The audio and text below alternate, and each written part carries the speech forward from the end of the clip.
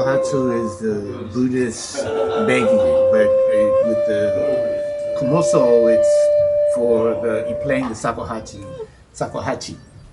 So instead of just standing there with the hands out, Komuso offers something. And if someone feels moved, then they make a donation to the Komuso, and he gives it to the temple or however. You just get that. Hi.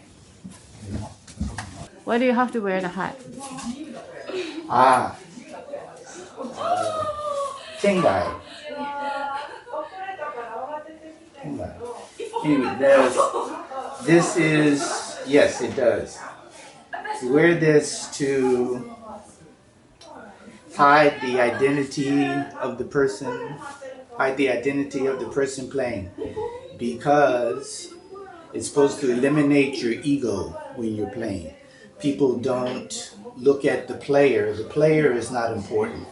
The music is important. In my case, it's, he's gaijin, but they don't know. They just see the komoso in the basket over the head, and for the most part, they can't tell who I am.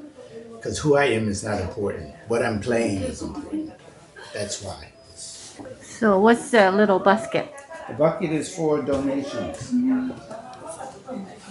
Traditionally, you just had this, and it signified the temple that you were from, and people would put food, rice, or money in here. But it's easier with this, that people see this down on the ground, and then they know that, I can make a donation here instead of, where do I give? So this is simple.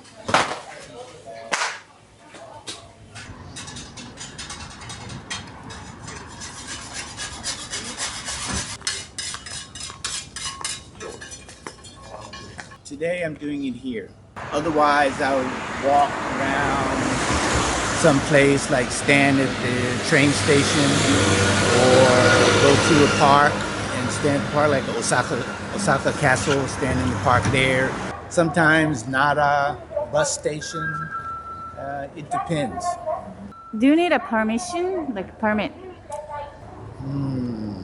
Yes and no. You're supposed to have a license if you're out doing any kind of begging or street performing. Sometimes the police will let you get away with it, but in my case, I didn't want to have the conflict because gaijin, obviously, without this on. So I have a license because I belong to Myoanji Temple in Kyoto. So I'm registered with them as a Komuso. So I have a license.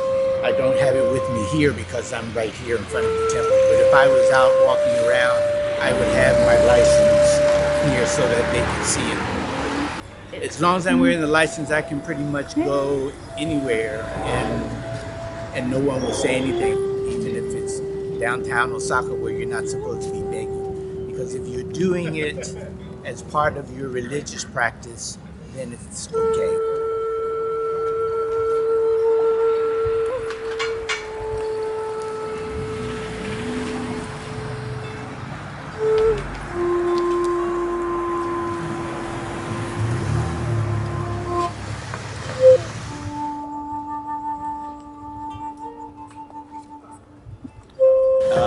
Traditionally, if someone made a donation, then they would play a different song to thank them for the donation. For me, I just keep playing and just bow gasho and keep playing. What do you do with the money? Depends on where I am. If I'm here, I'll give part of it, like half of it, to the temple. If I'm out on my own, then I'll take it and put it on my altar or the Butsudan at home and pray over it, chant over it to help them, the person that made the donations. And then later I'll take part of that and donate it to something, some kind of charity. I'll donate part of it to. And part of it I'll keep for my expenses for traveling, bus fare, train fare, but usually at least half of it goes to some kind of charity donations for something or another. these take, the bamboo, they're expensive and they need taken care of. You can't go through drastic temperature changes with them, otherwise they'll crack, and then you have to get it repaired. And several $100 or $1,000 for a bamboo one. Osho-san's disciples is a distributor for a very famous Shakuhachi maker here in Osaka, and he bought one for New Year's to play, and it sells for about $6,000-7,000 US money, and that's high level, but it's not the highest. You can pay more. People talk to you? Sometimes. Usually the people that will speak are Oji-san or Obajans. They will, oh, I remember seeing Komuso when I was young. They were around a lot. You don't see them too much anymore now. And I appreciate hearing you, or I appreciate the memories, or the music touched me, it made me think of my childhood, or something like that. Do you take off your food? Yes. How do they react? Because you're not supposed to talk with this on. So usually, most of them. They get surprised? Japanese don't usually don't show too much surprise. Once in a while they're like, oh, but usually it doesn't matter who you are. What you're playing is more important than who you are. They don't ask much. Chinese, if I'm taking a break and take them in, they get more surprised. But the Japanese, and the older Japanese, they don't really care. They see the Komuso rather than the person that's playing. So even if I take off this, they're like just bow and arigato or something.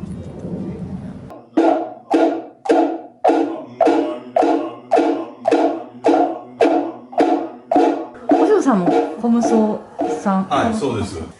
なんでコムソになろうとコムソになろうと思ったっていうよりも、尺八を知ってて、やっぱりちょっと宗教的なものの方がいいかなと思いましてね。それで、せっかくなんで、コムソさんのなんかこうイメージにちょっと憧れがあると思って、うちの母親はおことと三弦三味線してたんですけど、手が多いっていうかこう慌ただしいそういう曲が嫌いなんですよ。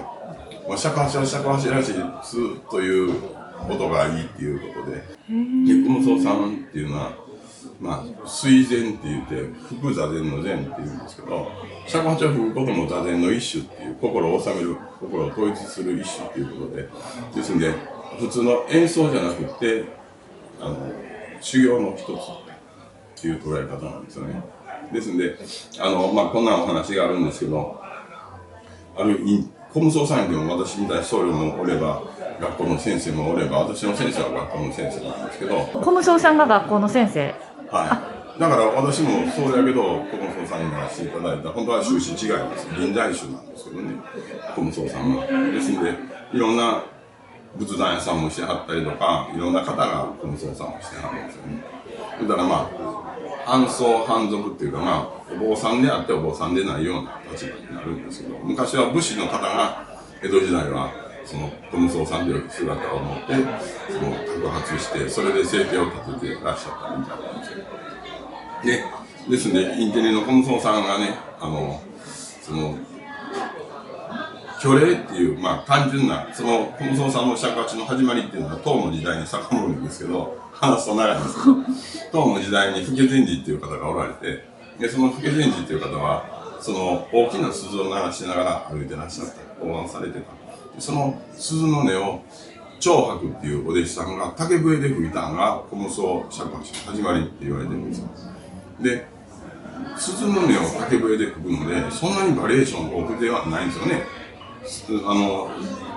その曲をあるインテリのコムソさんが師匠に師匠、もうちょっとこの虚礼っていう曲、バリエーション豊かになりませんかねって言うた時に、その師匠が、バカモン、これは宗教やって怒ったそうです。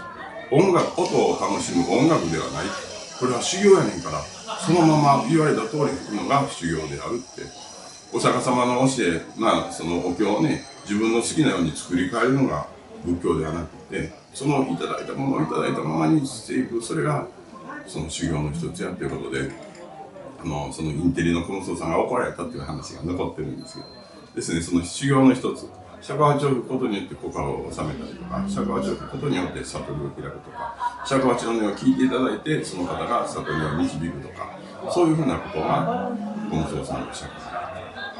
はい、ですので、お経と一緒なんで、開殿式って免許開殿の開殿ですけど、その先生になるその式の時も、皆さんはそのお寺に明安寺っていうお寺なんですけど、そこに行ったら仏様に向かってお経と一緒やから、お経はみんなに向かって唱えるでしょ、人間に向かって仏様に向かって釈迦をするのがコムソーさんの釈迦の基本なんです。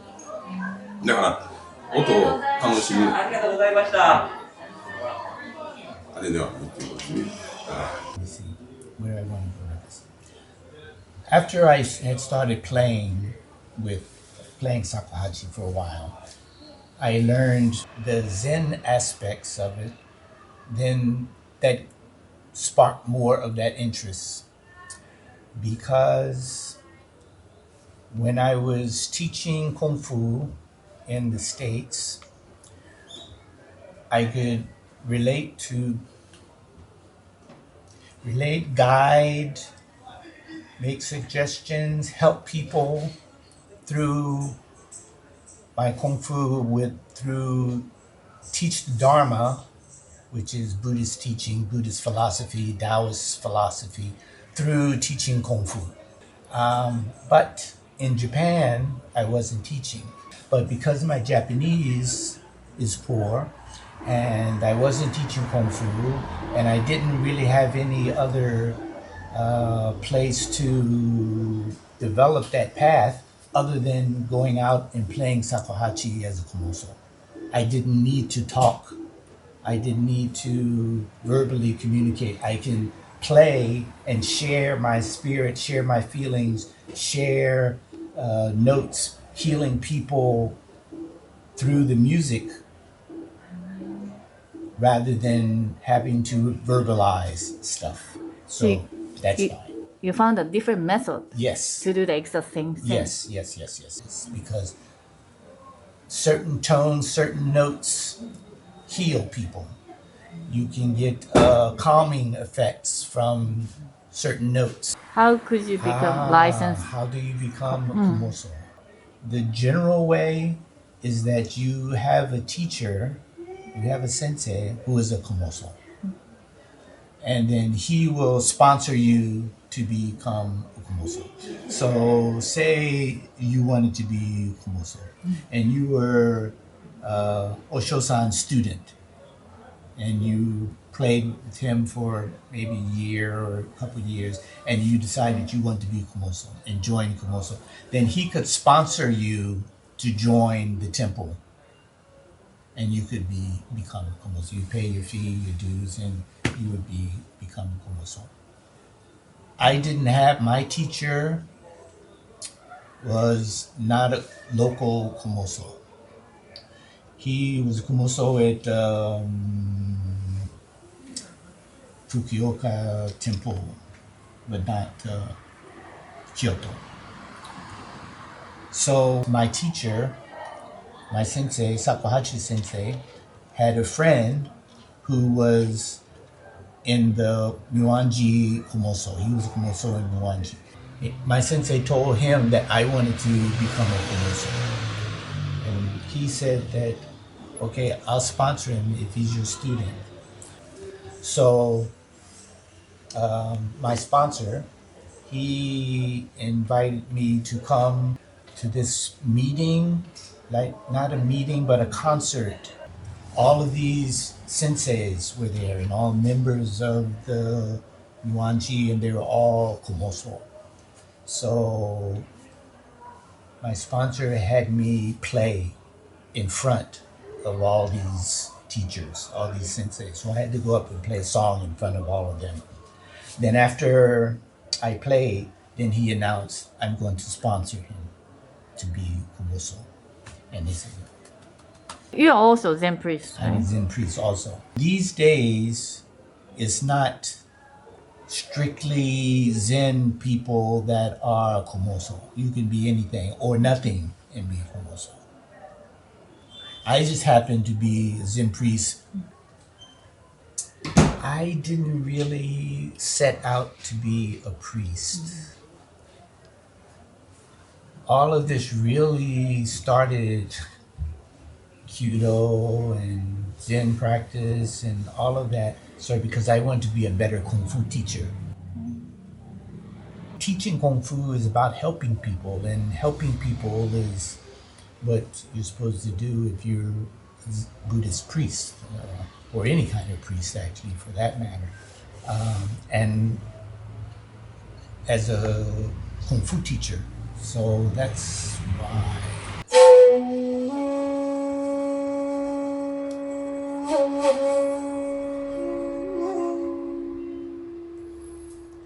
Komusoの尺八は修行なんですよ、一つは。尺八を吹くのも禅やから、その尺八を吹くことによって心を整えるとか、悟りを開くとか、そういうふうな修行の一環として尺八があるっていう。托発されることあるんですか？いや、托発は、浄土宗としては托発したことあるんですけど、まだコムソーさんとしてはやったことないです。はい。言うたら、コムソーさんの天蓋をかぶった時には、楽譜がないので、そこまで至ってないというのは、托発の曲ってあるんですよね。で、托発してお金を入れていただいたら、八返しっていう曲があったりとかあるんですけど、それ私覚えてないですからね。ですんで、天蓋かぶってこうしてる中で楽譜を見る場所ってありませんのでね。ですんで、それぐらい覚えてからにしようかなと思ってな、自分自身がね。でも、まあ、それを覚えるのが中心じゃなくって、まあ、コムソーさんのいいなと思う、たくさん曲があるんで、その中でいいなと思う曲を本当に自分が吹きこなせるような、一応習うことは習って、まあ、一応コムソーさんですようになったとしても、その一つずつにきちっと心を込めてって言いますかね、そうなれたら、そういうふうなところで吹くのもいいかなと思ったりするんですけど。